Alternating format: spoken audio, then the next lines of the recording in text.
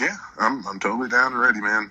All right. Well, let's go with the regular question. The first question I like to go with: name, location, and debut year. Oh wow. Shoot name K. Chapman. Character name Backwoods Brown. Start training at Windy City Pro Wrestling, and then switched to Vanguard. 06. And then made my debut in June of 2007. Okay. Where were you trained exactly, and by who? Who was your main trainer? Yeah, absolutely. I started training at Windy City Pro Wrestling. Back in the day, Windy City was the go-to spot in Chicago and the Midwest for a while. Sam DeCero was the owner and head trainer. He worked and was former tag champs in AWA and worked in Japan. He was trained by Macho Man Randy Savage. So Windy City was a big deal. That's where Chris Daniels trained at, and anybody who's anybody has worked for Windy City. At one point, before he went to WCW, Paul Heyman was the booker for Windy City. Their big yearly show, Battle of the Belts, used to draw crazy numbers. And at one point, they ran, I think it was the Chicago Amphitheater or Chicago Theater, and they were the first people to do the Battle of the Bam Bams, and they had Terry Gordy versus Bam Bam Bigelow. So there's some lineage with that promotion, eh? Yeah. Windy City was the place to go.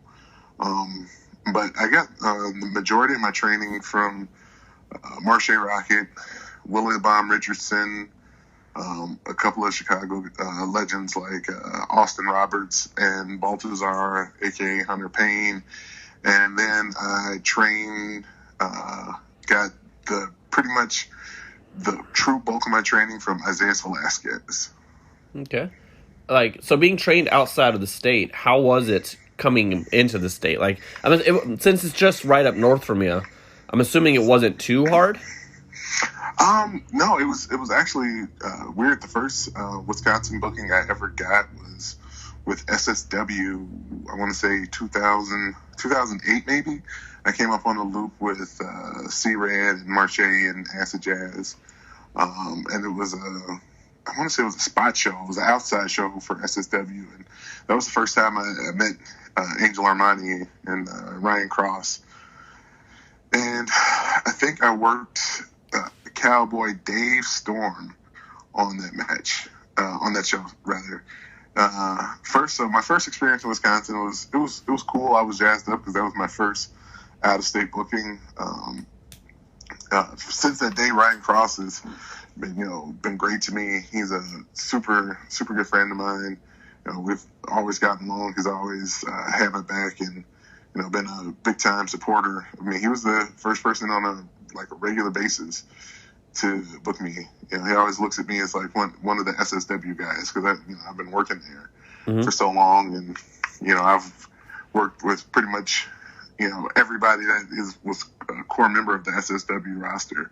But it wasn't too much of a difference at first, just because the majority of the guys that I was wrestling were Chicago guys, so it wasn't too much of an adjustment. Once I started coming up here and working other places within the state, that's when I started to be introduced to, some of the other familiar faces and characters within the Wisconsin indie wrestling scene. And somehow I kind of just fit right in. Everybody kind of just welcomed me with open arms. My first couple of years working here on a regular basis, I would always joke with guys and be like, man, so have I officially become a Wisconsin guy yet? And they would all be like, no, you haven't earned that yet. So it was just, it was one of those things where I was like, well, hell, the majority of my bookings now are in Wisconsin. I don't, for some reason, my home state, Illinois, it seems like I got the plague or something. Nobody will book me. Yeah. In Illinois. I don't know if it's, I've heard from some people that I'm a little too pricey now, but I mean, I've put in the years and have built a reputation. Yeah. And I don't think I'm too pricey. I'm just asking for what I feel is fair. Yeah, I don't see anything wrong with that. Know what you're worth. Oh, absolutely. So so going back into training, like, what was your thoughts going? Like, I guess the best way to start it is like growing up. What were your earliest memories of wrestling, and what inspired you to go from just a fan to wanting to be a wrestler itself? The earliest memories I have of wrestling is just being with my dad, my brothers, and the whole family. We'd watch Saturday night's main events, and Challenge and Superstars and stuff like that, and WCW Saturday Night. And I just I like most kids, I was hooked instantly. It was like real life superheroes on TV. And I was just one of those kids that never really grew out of it and kept his love and his passion for pro wrestling. So ever since I was about 6 or 7, I knew that I wanted to be a professional wrestler. There was no questions, no doubts, anything. I played other sports and did other things growing up as a kid, but I always knew wrestling was what I wanted to do. My mom wanted me to do the college thing. Really wasn't what I wanted to do, but for her sake, I tried it, and it just didn't work out for me. So I came home and I was like, Mom, I want to really give this wrestling thing a shot. I was 19 at the time, working a full job and making my own money. And she said, well, if this is what you really want to do, I'm going to back you 100%. And she came with me to go visit the Windy City training facility because where I lived at the time in Chicago, it was conveniently 5 minutes around the corner from my house. Oh, that's awesome. And, yeah. And I'll never forget it. I walked in there. I want to say it was a Tuesday night, and they were having practice. And Marche was in there running practice. He came and talked to me and my mom, and spent a good 10-15 minutes with us. And he gave me the very first piece of advice I ever got in the wrestling business. Before you start training, buy yourself a pair of boots. And I took that to heart the very next day. Went on pro wrestling boots, and I didn't want just generic everyday wrestling boots. I wanted custom made boots that would fit me. So printed out the measurement sheet, and me and my mom did all the measurements, and ordered custom made boots, which are surprisingly the same boots that I wear to this day. Oh, really? I've only had one pair of wrestling boots in all these years. Yeah. Really, they've never like blown out or anything like that. No, man, I've been lucky. The most work I've ever had done on them a couple years ago for a Christmas present. My mom got the shoestring loops replaced because over the years I had popped a couple of them. Yeah. Because they had like the metal little gimmicks on the inside that you stuck the lace through, and for some reason they all popped out, and then the leather broke. But she took them to a shoe repair place, and they fixed all of them and just replaced them, and that was maybe about 5-6 years ago. And I've had no issues with them since. No blowouts. Those bad boys are sturdy. I mean, they should be for the money I paid for them. Yeah. So you said 2006, huh? Yeah. So that's been what, 16, 17, 18, 19, 20. That's about 15 years or so those boots have lasted, huh? Yeah, man. I hit my 15-year anniversary in June. Wow. That's some time too, man. Yeah. It was one of those like surprise moments. When I actually realized it is when we did Slaughter Slam and we were sitting there, and I was like, holy crap.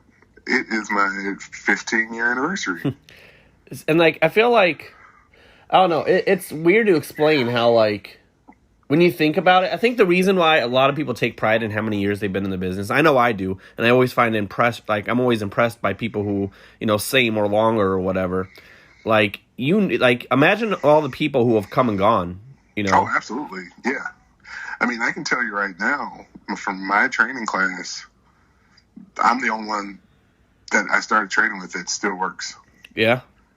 Nobody else in my training class is still active. Thinking of mine, like, so I never was officially trained like in the old school way or anything like that.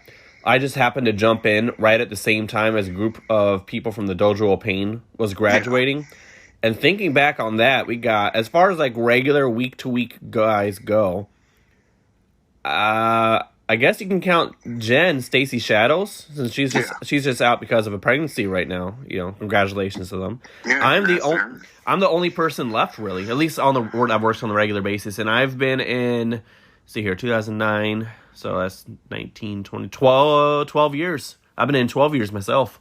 Yeah, isn't it crazy how that time just it really does fly by you? Because I know I can still look at when I first started and still have vivid memories from that first year alone, and I'm pretty sure you it's the same for you, right? Oh yeah, like I could tell you a story of something that just happened yesterday, but instead of yesterday, it was 10 years ago when it happened. Yep, yeah, man. I still, I think about it because last time I was in Chicago, maybe not the last time, but one of the last times I was there, I ended up driving past the old training studio that I trained at with Vanguard Pro Wrestling, and it was this building in the south suburbs of Chicago, and I think it was like a old I don't even want to say construction building, but it was like not even a warehouse. Maybe it was a warehouse, but it had a real low ceiling, and the guys that started the company, they were guys that had been with Windy City and left Windy City and wanted to do their own thing. When they found the building, they purposely went out and bought a brand new custom made low boy ring. It was one of the nicest rings I've ever been in. It was like a WWF style ring. Mm-hmm. I want to say but it was a 16 footer. But they use real ropes for the ropes instead of cables. The padding was fantastic, and like even the boards for the ring were great. They were all numbered, and they all had slits in them, so the boards actually slid into place, and they were those type of slits that interlocked once you got the board in. Oh wow! It locked in place and didn't move. So I remember having to put that ring together with one other person before, and we got the ring up in an hour, maybe a little under an hour, just because of how easy and convenient it was to put together. Yeah. Going back to training, what were your thoughts going into it, and like what were your thoughts during training, like your first day and stuff? Man, I remember, it was like Christmas Eve, the night before, couldn't sleep. I was so jazzed up to go on my first training session. It was an early Saturday morning session too, and I was like, oh, I got my boots, I got my shorts on, my t-shirt. I was like, I'm ready to do this, and I get there to the building, and the other guys are there, and some of those guys did maybe like one or two training sessions before me, and I just remember after getting blown up with an hour Hindu squats and calisthenics before we even got to touch the ring. I remember, they were like, okay, guys, let's get in the ring. The second they said that, all the tired went away, and I was jazzed up. And just, remember trying to learn how to bump, the first time. We did the whole squat down, grab the second rope and pop your hips. Yeah. And, I remember the first time taking a bump, just thinking, oh man, this hurts. Yeah. I think that's a pretty common thought shared amongst many. Yeah. Like, oh, this hurts. And then let's get up and do it again. And then it's that thing where your brain and your body are on two different levels. Your brain is like, okay, let's get up and do it again, but your body's setting up those red flags like, don't do it again. Yeah. This is not natural. This does not feel good. Like, everything about this sucks. Yeah. I remember my first training session was like 3.5 hours, and I bumped for like 45 minutes straight just till I could, get the rhythm and, feel comfortable. Mm-hmm. And luckily it was weird. It was one of those things where, with training, when they would show me, I just picked up everything kind of quickly, as far as hitting the ropes, taking bumps, just everything. So then, you get to that point where you start to be the practice dummy, where the trainers are in there and like, oh, you're doing it wrong. Here, this is how you do it. Yeah. Backwoods or K, get over here and show him how to take a foot bump. Show him how to take a hip toss. So you had the joys of being the one that you essentially get it. So here's your reward. Yeah. We're going to do everything to you. Exactly. Yep. I remember those days just getting, just some days just getting the crap, beat out of me. But I never complained about it. And I took it as a badge of honor. Like, well, you're doing a good enough job, so they must like you, so they're gonna keep using you. But then it came back around to where it's like, I kind of got salty where they were giving some of the other guys in my training classes matches before me. And I was like, how am I the one that's getting everything right in practice, but I'm not getting the match? Yeah. So, it was that learning how to be patient thing. And, I guess, it paid off because, hell, my first match, they put me in the semi-main event. So. Oh, dope. Yeah. Yeah. Tell us about your first match. Who was it against, and what were your how nervous were you? Like, did you think you messed up? I'm not gonna lie, I was nervous as crap. My first match, it was in Burnham, Illinois. It was at like a Lions Club function, and it was an outside show in June. No, I take that back. It wasn't June. It was September. So we do the show, and we get there, and they're like, oh, it's this local public access TV. They're going to be here filming and everything, and they're going to interview all the guys. So at this point, I had already developed and come up with the character in my head, like before I even had my first match. I always knew the type of character I wanted to portray. It was something that was pretty easy for me because it's just a natural extension of my personality to a certain extent with the volume turned up. Yeah. But I just remember it was hot, and back then I used to wrestle in overalls and a Jack Daniels t-shirt, and I used to bring a bottle of Jack Daniels to the ring with me. And the guy I wrestled, his gimmick was his character name was Vigilante, I think. Okay. He was a guy that had wrestled at Windy City and stuff like that. And he would come to the training session sometimes and work with us.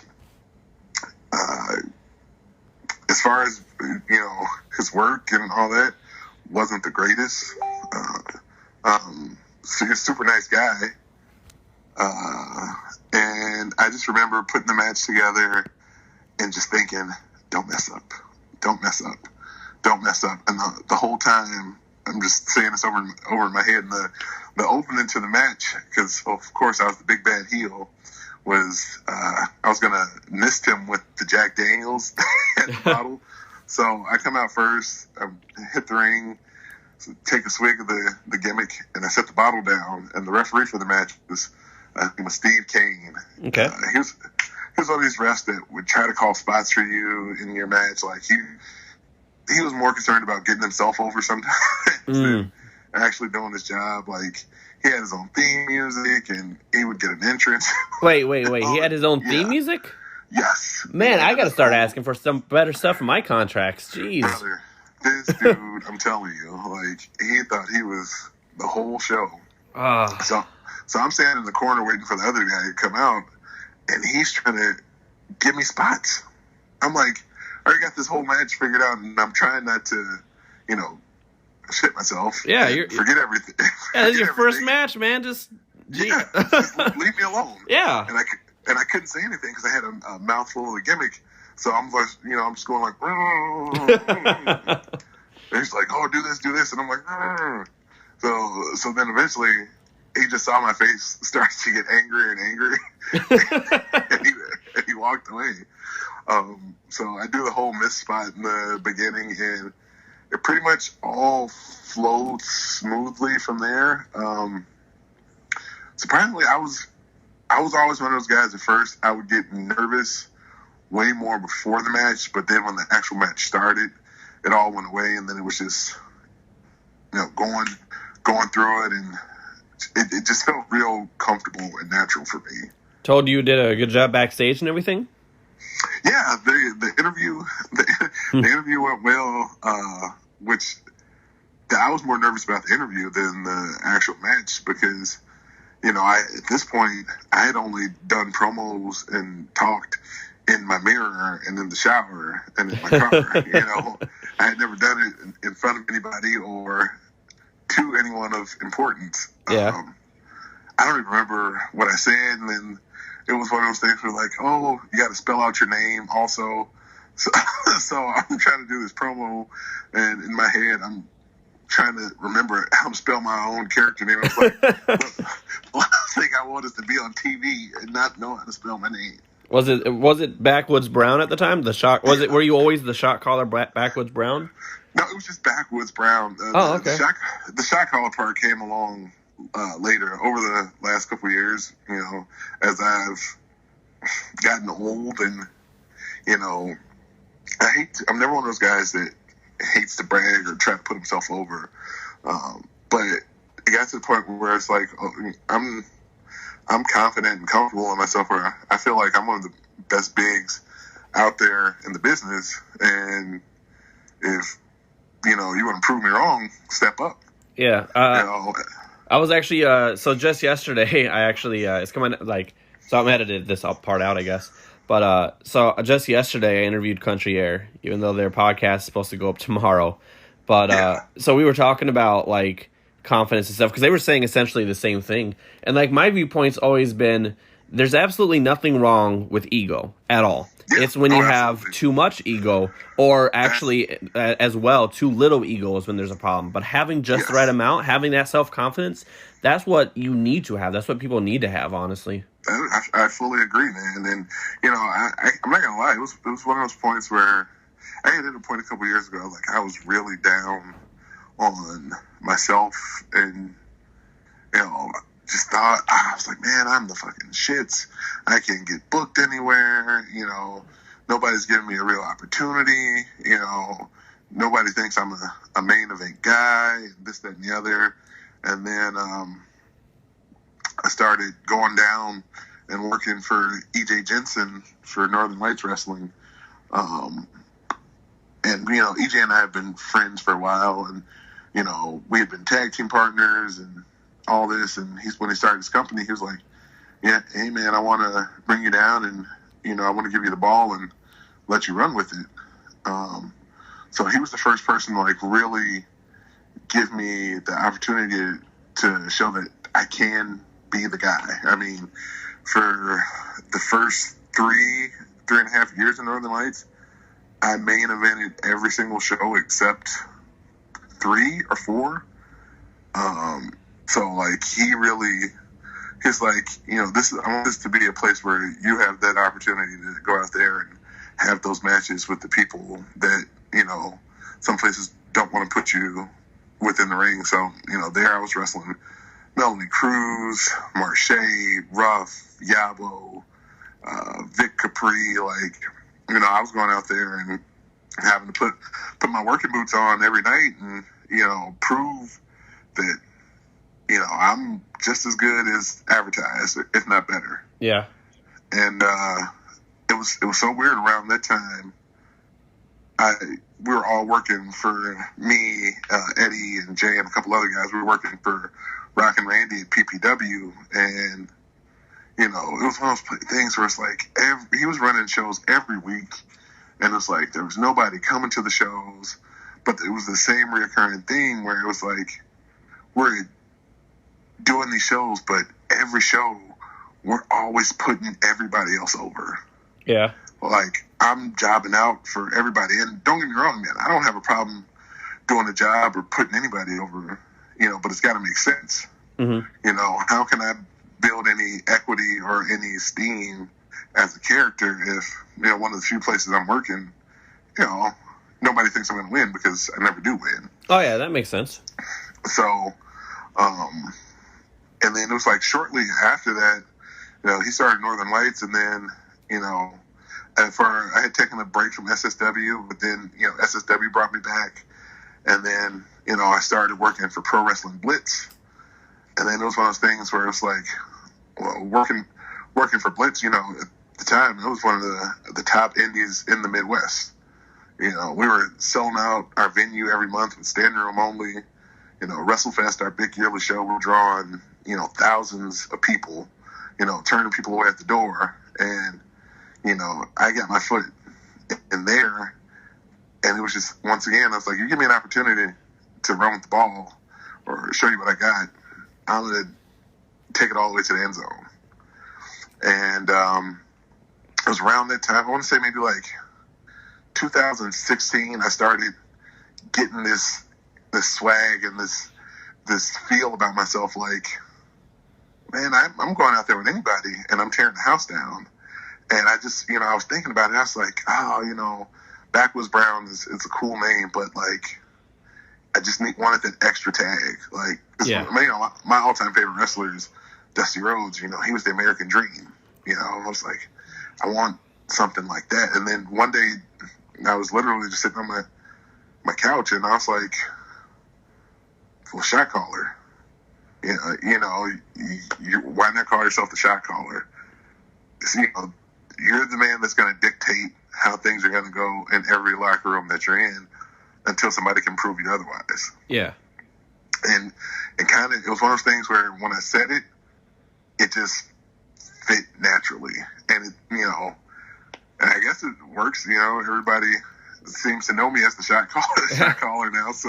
Yeah, I like it, honestly. I think it's like genius. Like, I think it's like plain and simple genius, honestly. Like, it's not too complicated. It's short, sweet, to the point, which I think is what Backwoods Brown is, punch you in the face kind of guy. And the shot caller is perfect for that. Yeah, I appreciate it, man, because that's what the character and the gimmick is. I want to put you down as fast as I can so I can get back to drinking. Yeah. So far, like, what's been the biggest moment of your career so far? Oh, man. In your 15 years, that one moment in 15 years, what's been the biggest so far? That is a really, really good question. I honestly would probably have to say, just for the sheer fact, I thought it was going to be one of those things that I never got to do. It was always on my bucket list, was to be on a Blizzard Brawl card. It's just one of those things I never thought it was in the cards or on the table.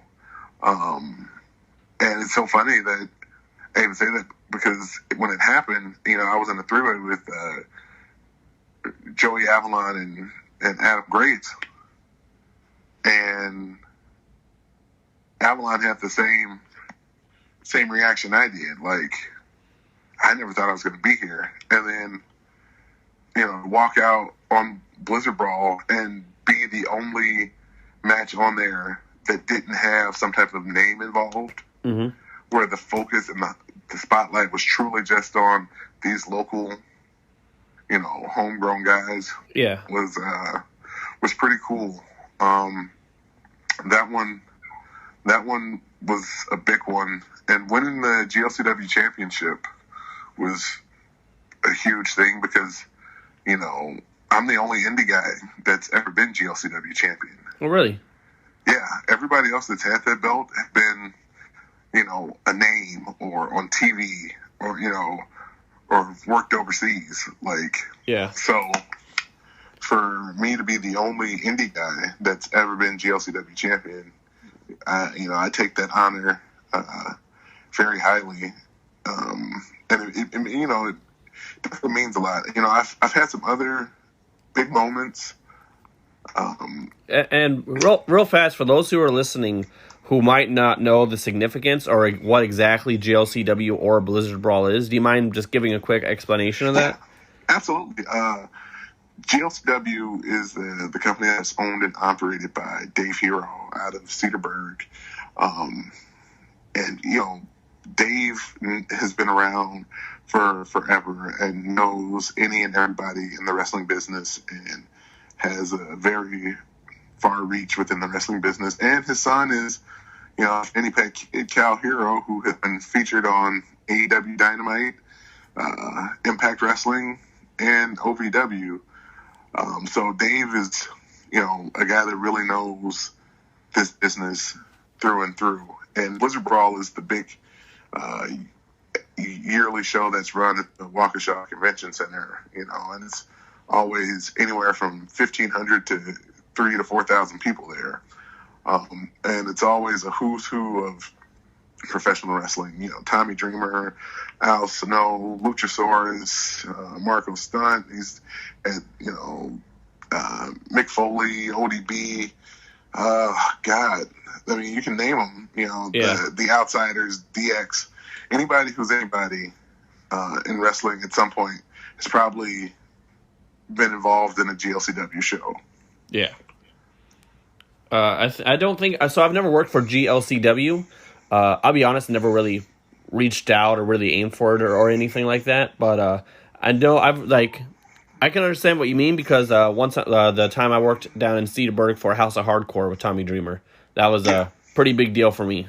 So yeah, and that's exactly it. I mean, it was a House of Hardcore show, but it was promoted and branded by GLCW and Dave Hero. Yeah. So it's huge. And honestly, on a sidebar, TJ, another thing that was really big for me was that three-way I had WPW a couple months after my mom had passed last year, where it was me, Ben McCoy, and Joey Avalon, and you as the referee. And that is one of those matches and moments that is always going to be important to me. And I truly appreciate you being a part of it and being involved. Oh, yeah, I greatly appreciate you reaching out and asking me to be involved. In fact, one of my questions here was, so in August of 2020, you had a match dedicated to the memory of your mother, yes. which you, Joey, Jed Avalon, and Ben McCoy all took part in a three-way match. Can you just elaborate a little bit and tell us the significance of your mother to your wrestling career and what that night meant for you? Yeah. Like I had stated earlier, my mom was, my number one supporter of me being a professional wrestler. When I first started, she came to almost every show. And over the years, because I wrestled so much, she wouldn't come to as many, but she would come to the important ones. And she would always buy a shirt for me, even though I had already, given her one for free. When I had placed the order, she would always buy a shirt for me. And that match itself was super important to me because it was in the same building where I was scheduled to wrestle in the main event in June. And unfortunately, that didn't get to happen because I had got the phone call that she wasn't doing well, so I had to rush back to Chicago. So to come back a couple months later, almost 2 months later exactly, to that same building I was at when I got the worst news of my life, was a piece of closure that at the time I didn't think or know that I needed. Once it got there and it happened, it felt right. And I knew, WPW was super supportive, and they, told me, whoever you want to wrestle, we'll make it happen. And,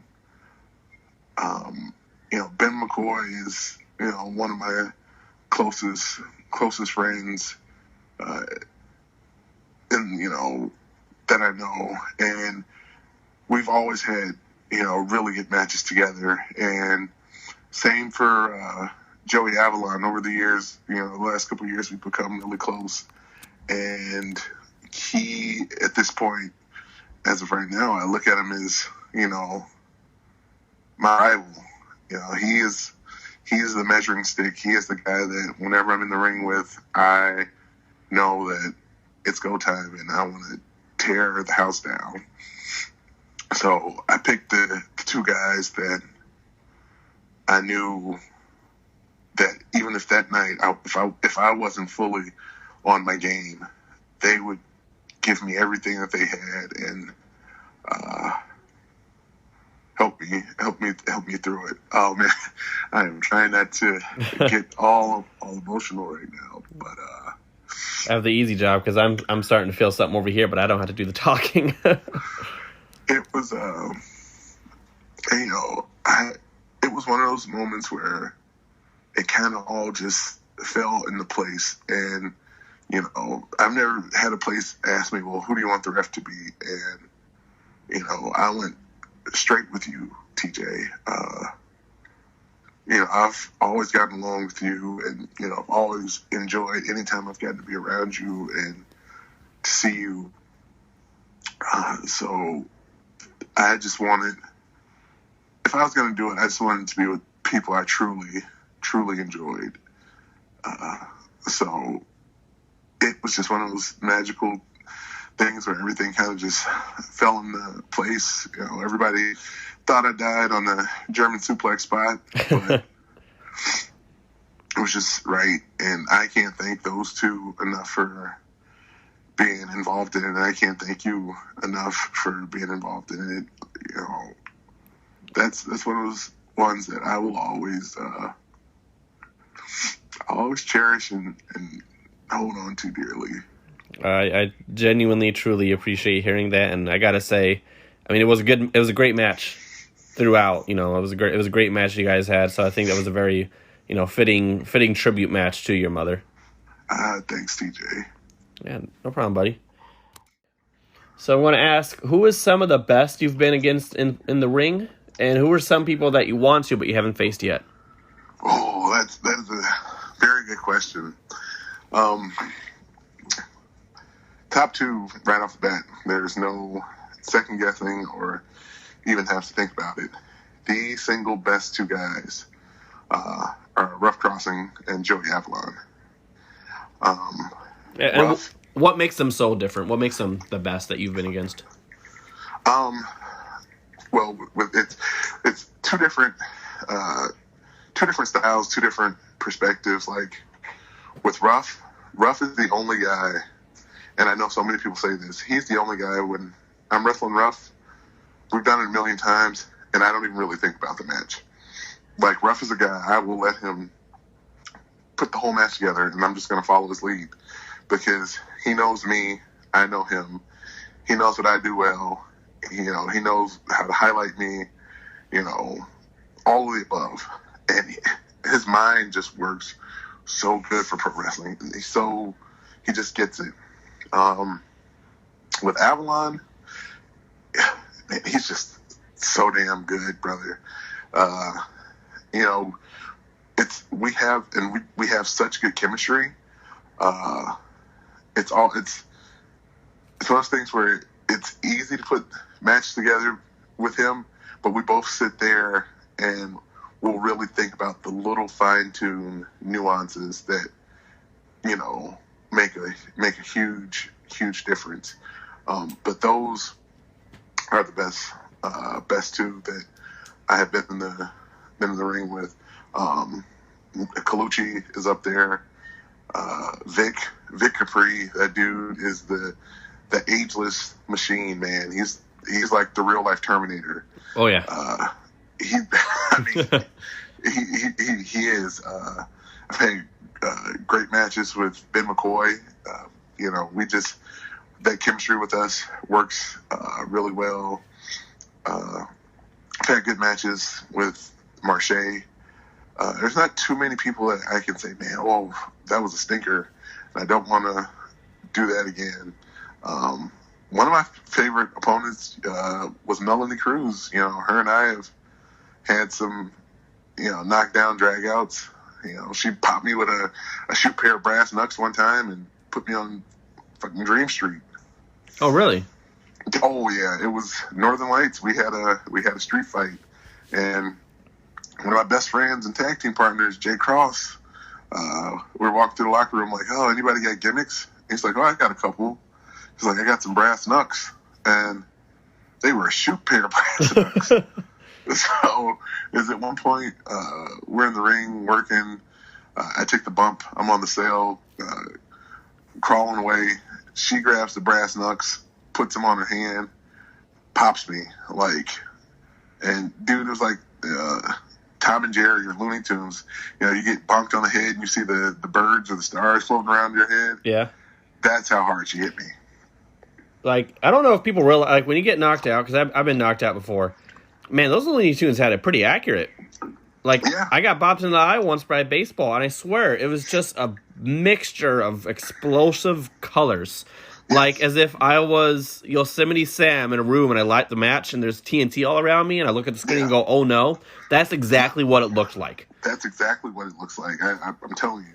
People think it's a joke. I've only ever been, I want to say, knocked out once or twice in a match. One of them was against Roughneck Jay Ryan. I don't know if too many people even remember who that is, but this dude was like Stan Hansen.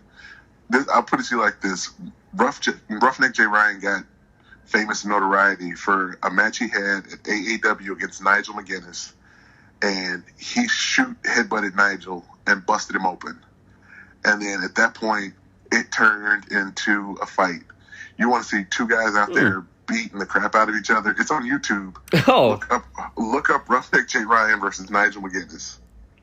I'm definitely going to do that after this. I've actually reffed a match that turned into a fight once. That was cool. It happens. I don't know if people realize it. It happens. It happens. I give everybody warnings. I'll ask you, are we working or what are we doing? And I've always had, oh no, we're working. Because, I don't think anybody wants to go down that road. Yeah. But as far as the second part of the question, people that I want to work that I haven't yet, at the top of the list, it's been a dream match. I don't know if it's ever going to happen. I've been trying. Somebody keeps ducking and dodging me, or, we can't make it happen. But Sadist. Oh, okay. That is a dream match. That is a time machine dream match, if anything. Yeah, and I feel like that is one of the matches that I think people want to see.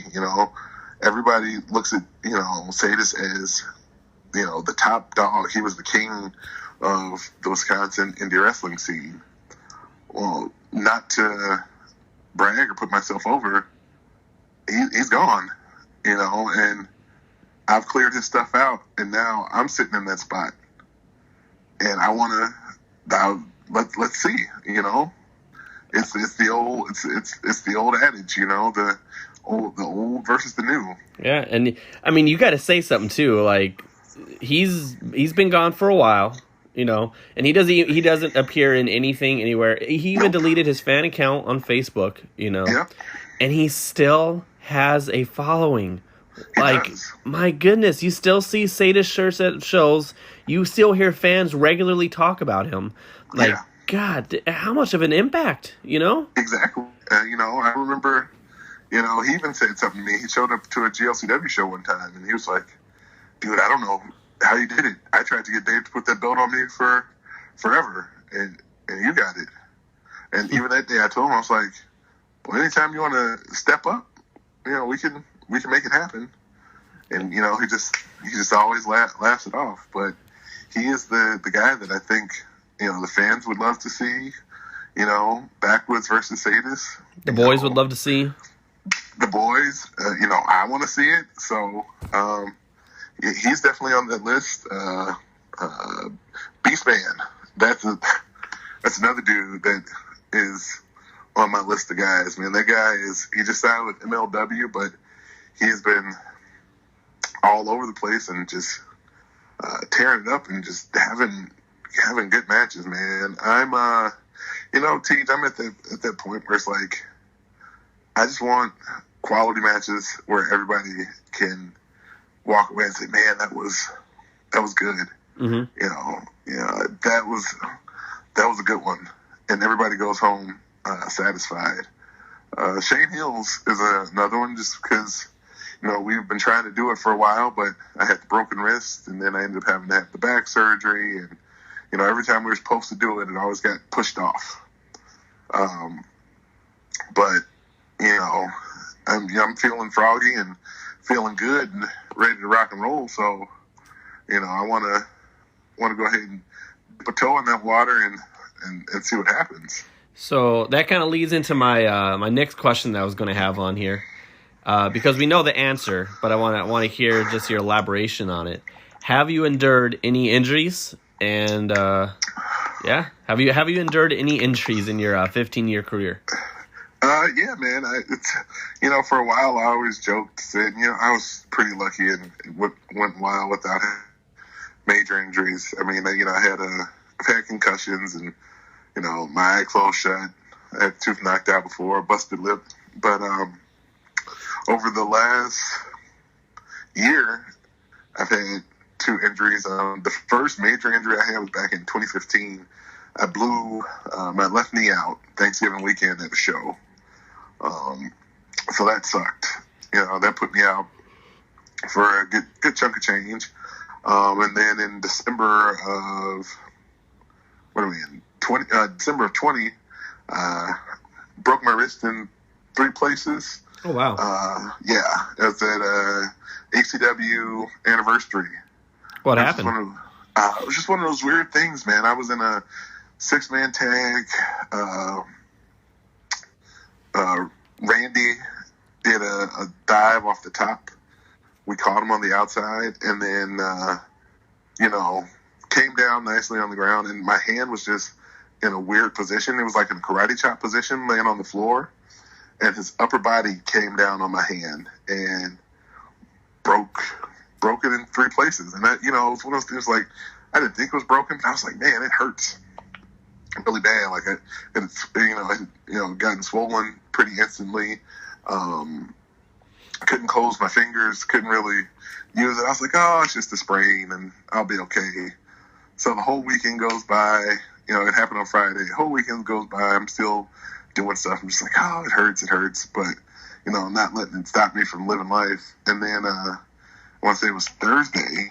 I was going to take my son to school, and my ex-wife was like, oh, your hand's still hurting? I was like, yeah, maybe you should go to urgent care. So I went to urgent care, and I got the x-ray, and I was sitting there in the waiting room, putting my stuff back on, or in the examination room, putting my stuff back on after doing the x-rays, and I was putting this little brace that Tiff had bought me to try to just, keep it stable and help it.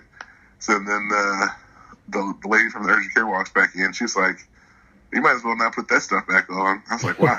She was like, it's broken. I was like, broken? What do you mean it's broken? I thought it was a rib. I was like, how's it broken? I've been moving boxes and lifting stuff up. Like, she was like, yeah, I ended up breaking a weird bone on the top of my hand, and then I broke it on each side of the wrist. Man. Yeah, so that sucked. Isn't that the way of the wrestling world too? Like when wrestlers and us get injured, like we have to have somebody else tell us, "Hey, you need to get that checked out." Yeah. And then like we're like, "Oh, it's nothing." It turns out to be a broken hand or a broken neck or something like that. Absolutely. Like the only 2 times where I knew it was kind of serious, it was with my knee, because it took me an hour to get my gear off in the locker room. And in my head, I'm like, well, I got to book it the next day. It's a tag match, so all I got to do is get the hot tag, and I'll be good to go. And I went home. I had my ex. I told her, I was like, oh, I hurt my knee. You make me a sandwich and give me some ice and just put my gear in the wash. I'll get up and dry it in the morning. And iced my knee, ate the sandwich. She went to work that morning. I got up the next day, go to the bathroom. I put my leg on the ground, and I instantly collapsed and hit the floor. Jeez. And I was like, oh my God, what is this? And then the pain started. So then I called her and said something that, she had never heard me say before. I was like, you need to come home. I need to go to the hospital. And when I said hospital, she knew it was serious. So that one was bad, but then, I had the back injury over the summer. That one was rough. Yeah. It was one of those things. It was after a triple shot weekend. I felt fine, and after the last show on Sunday, I got dressed and was standing up from my chair, and then it was like somebody put a grenade in my back and it exploded, and I was like, oh my God, this hurts. Like, everything hurt. It hurt to breathe. It hurt to, move slightly. Oh yeah, probably. So there's a lot of core, and it's probably messing with your lungs too. Yeah, and I couldn't figure it out. I was like, I don't know what it is. And I took some pain meds, and I was like, maybe I just pulled a muscle or something. I'll be okay. And then I went to work the next day, and it's like, oh, I'm hurting. Came home, went to work the next day. Oh, I'm hurting. And then I went to work the third day, like I could barely move, and they sent me to urgent care. Hold up. You still there?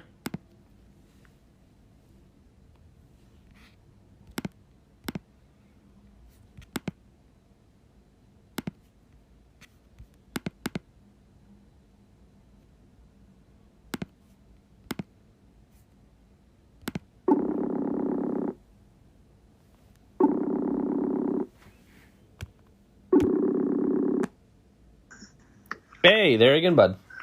Yeah. What? I don't know what happened. I was just talking and talking. Yeah, I don't know. Just last I heard was you went to urgent care and then it dropped. Well, I'm back. All right. So back, grenade, lungs, breathing. Yes. Went to urgent care. Went to urgent care. They said if you don't feel better by Monday, you need to go see the ortho. Didn't feel better by Monday. Work sent me home again. Go see the ortho. Well, we want to schedule an MRI to see what's going on. Had to wait like 3 weeks. So I get the MRI done, and then I had a follow-up with him like 2 days later. At that point, he wanted to, retest the strength of my legs and stuff. I couldn't turn my feet up. I really couldn't move my toes on my right foot. I couldn't stand on my tippy toes. He was pressing on my legs. He's like, put your legs out and press, I'm going to press against it. Don't let me push your leg down. Well, my right leg would just flop. Like, I couldn't do anything. So he's like, okay, this is what I figured. Show me the results of the MRI. I had 4 bulging discs in my back and a herniated disc. Oof. So that's a lot of stuff. Yeah. So at that point, he said the words that you never want to hear was, you need to have surgery. So went and consulted with the spinal surgeon. He said the best bet is to do a laminectomy from L2 to S1, which is basically right at the small of my back all the way down to my tailbone. So what he ended up doing was they went in, cut me open. They had to remove part of a disc in my back because it had calcified and gotten hard. Then he had to shave some of the bone down around those sections in my back because the nerves were being compressed from everything being messed up and out of alignment, and it was causing me to lose strength in my legs. So they did the surgery at the beginning of August. Went home the same day, and the doctor is still surprised with how quickly I've recovered and gotten the strength back in my legs. I mean, 2 hours after surgery, I was up walking to the bathroom because I had to pee. Yeah. So he says, as far as getting the strength back in your legs, he says, it takes people months sometimes. It's like, and you have yours back instantly. I think that goes to credit to just the toughness of professional wrestling, I guess. I'm sure there's pain there. And to regular people that haven't had to go through, bumps and stuff like that, haven't had to go through the training or messed up match spots or something like that, who aren't used to having any kind of real physical pain, I'm sure it does take months. But when you're used to that kind of stuff, you know, like the training and stuff you go through, it's like, well, this ain't nothing, you know? Yeah, because in my head, I was just thinking, like, I want to do it so I need to get back so I can rock and roll, man. I'm trying to get on somebody's TV. Yeah. So, speaking of which, what does the future hold for the Shot Caller? Oh, man. Well, as of this week, I will officially be making my return in October. There is a video on Facebook from GLCW this past weekend where I cut a promo and got some things off my chest, and told everybody there's no competition left for me at GLCW. I have beat everybody, and I wasn't on the flyer, and all those guys on the flyer already beat them. So I made it be known, if I want to defend this championship, it is going to be for One Fall Entertainment on October 29th, Sheboygan Falls, for the Pink Hills Cancer Group. I will be going one-on-one in the main event with ECW legend and the Man Beast Rhino in an Extreme Rules match for the GLCW Heavyweight Championship. Nice. So that will be the first official singles match back for me, and man, I'm just jazzed up and ready to rock and roll, for whatever the future has in store, man. I'm looking forward to new matchups and, dancing with some old opponents again. But, dude, honestly, I'm just ready to show everybody why I call myself the Shot Caller. Like, that is a moniker that I hold with so much pride, and believe it every single time. And especially coming back from surgery, I feel any long-standing veterans in the business, at some point, the majority of them, at some point in their career, have had that moment where they have to step away, whether they want to or not, but they step away. And every single time when they come back bigger, better, stronger, faster than ever, Yeah, absolutely. I'm just ready to go out there and tear the house down with any and everybody. Hell yeah, brother. I just want to be me, man, and show why I feel like I'm the best being in the Midwest. So, wrapping it up here, got a few more questions. Yeah. Do you have any advice for any green kids getting into the business? Like, what would you tell your younger self, and what would you tell anybody like that's their first year or that they're planning to get in or just going through training? Man, any advice for my younger self? That's pretty tough. That's a tough one, just because all the vets that brought me in, I had no choice but to do it the right way. Like, I didn't talk, I listened a lot. The old adage of close your mouth and open your ears, I lived by that for 2.5 years. That's one piece of advice I could just give a lot of green kids out there. You just gotta listen. When guys are talking and they have experience and they actually are competent enough to do things and put it together correctly, listen to what they have to say, and invest in your character. One of my biggest pet peeves is I hate guys when I ask them, well, who is your character? And they say, well, what do you mean? Well, tell me who your character is. Tell me what makes the person tick, what drives them to do the things they do, and why they do the things they do. And the majority of them have no answer. It's paint by numbers character making, kick pads, wrestling shoes, generic tights, wrestling. Okay, cool. I can see a million other guys like that. Yeah. What makes you stand out? What makes you different? I agree with that very much. Be different one way or another. Make yourself unique. Make somebody be like, I'm not seeing that, or I need to see, make a promoter see why you are a unique asset to his or her show that they cannot find elsewhere. Yep, I fully agree. All right, and where Where would Backwoods be if it wasn't for pro wrestling? Like, let's say you went to that place. You went to that place with your mom, and one thing or another just didn't work out. And a month down the road, you left pro wrestling forever. What would that alternate universe be like? Wow, that is, in all the interviews and podcasts I have done, nobody's ever asked me that question. Where would I be without pro wrestling? Man, honestly, Teej, I don't know, man. I'd probably just be in somebody's bar looking for a fight and trying to have a drink. Still down in Illinois, perhaps? Probably. Definitely. 9 times out of 10, if I wasn't into pro wrestling, I was in bands and music and stuff a lot when I was younger. I would probably still be doing that, or I would be acting. Okay. Oh, okay. You got some acting chops? I've seen that you're a James Bond fan. But yeah, man, I'm a huge cinephile